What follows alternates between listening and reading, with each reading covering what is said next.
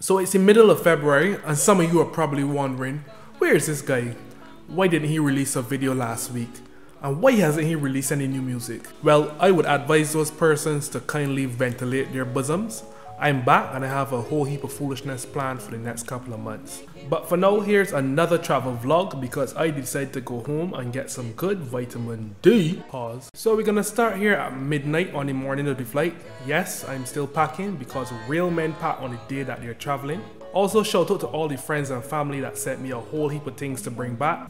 Because who doesn't love an overweight suitcase?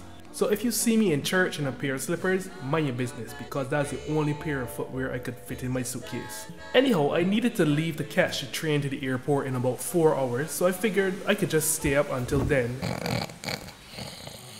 Okay, I don't know what happened there, but I got up in time, had myself a cup of tea, got the taxi to the train station. Pro tip, if you live in the UK, Bolt is way cheaper than Uber.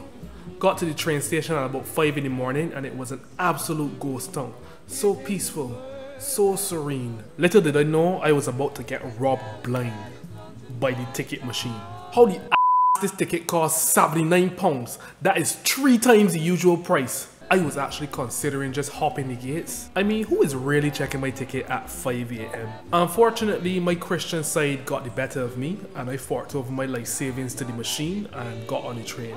Seeing that I basically paid for 3 seats, I thought it was only fair that my bags got seats of their own. So this was about to be a 2 to 3 hour train ride, and halfway through, obviously your boy got hungry. Luckily, I came prepared. I had taken this egg sandwich from work yesterday. Unfortunately, the tag on it says it expired yesterday, which is basically only 5 hours ago. So the question was, do I really want to risk starting my vacation with the belly? So anyways, YOLO. 1 hour and 2 trains later, I finally arrived at the airport. The check-in process was relatively seamless, except for the fact that my bag was 5 pounds overweight. Shout out again to friends and family. It's a good thing I brushed my teeth that morning because I was able to flash a smile at the lady behind the counter and she let me go through without paying any charges. Shout out to Colgate. So I got into the departure lounge and I had about 1 or 2 hours before my flight was boarding. So I decided now was probably a good time to switch the SIM card in my phone back to my Barbados SIM card. Unfortunately, I didn't have the little pin that they use to open the SIM tray. I decided to get a bit innovative. I cut off one of my fingernails and I tried to use it to open the tray. Well, it worked once, but then it subsequently broke. I think it's because I was nervous because the woman across from me was just staring at me.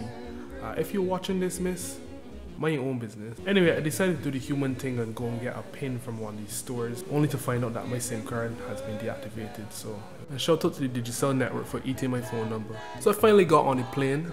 It was a pretty uneventful flight, about 8.5 hours. Seats were pretty comfortable for economy class. The only complaint I really had was the food. For the most part it was okay, but they decided to serve us bread from the first ever Virgin Atlantic flight back in 1984. This bread was just slightly softer than a limestone rock. Anyhow, Virgin Atlantic Limited, if you're hearing this, I will be sending you my dental bill.